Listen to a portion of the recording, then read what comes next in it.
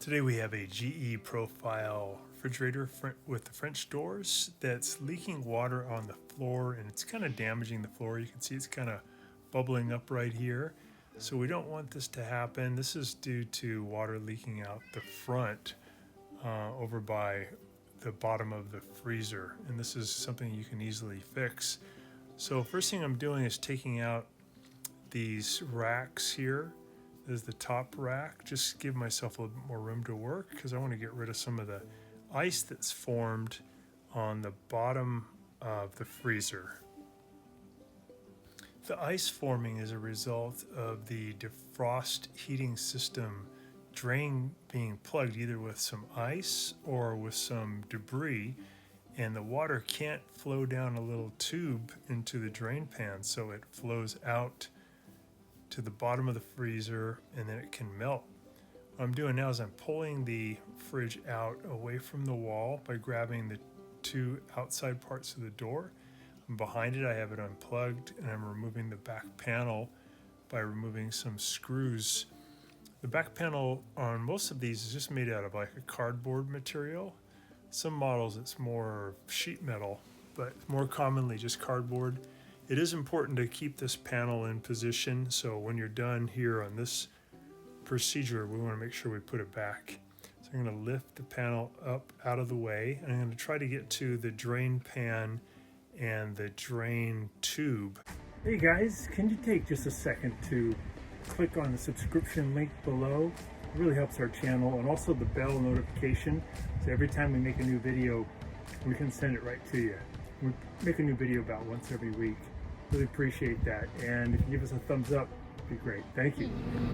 That's coming from inside the fridge where the ice has been melted by the defrost heater. There's the tube reaching back to it, and now I'm going to pull that tube down and toward me a little bit to get it out so I can clean it. Sometimes this tube will get full of junk and then the water can't drain out. Also, when you get this tube out, you can push something up into where the tube was connected to clear out any debris that might be in there, or even to knock some ice out of there. So I'm just getting any remnant water out of there, and then I'm just going to use maybe an old coat hanger or any kind of a thick wire to push through so it can make this nice turn and push out any junk that might be caught in there.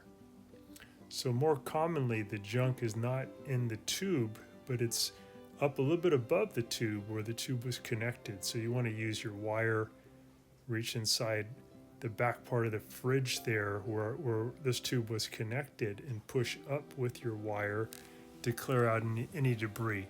There may be so much ice there that you can't clear it out though, and then you have to do a defrost technique to let the ice all melt. But you do want to get rid of that ice or that block so the water can flow down through that tube that we just looked at into a drain pan and then evaporate. And that way you don't get it all over your wood floors. So we got that tube put back into position. We got the clog knocked out of the way. We're putting the screws back in. To do the defrost technique, all you need to do is unplug your fridge for about 8 hours and take all the stuff that was in your freezer and put it into the fresh food section. You want to keep your freezer door open for the 8 hours, but you want to keep your fridge door closed, and your food will actually stay nice and cold inside the fresh food section with all the ice and cold items that you had in the freezer. But down at the bottom, all that ice will melt, and then the ice that was in the way of the defrost water going down through the tube will be able to flow again. So it's a pretty common problem. You may also want to check that your freezer settings is just set at 0 and not like -5 or something. So 0 would be perfect. I'm just putting the fridge back in, and it's pretty cool though. You can just move the items that were in the freezer like I'm doing here and put them into the fresh food section. Open up the freezer door and just leave it open. Hey, thanks so much for watching our video. Please leave any comments or questions in the comment section below. We really appreciate that.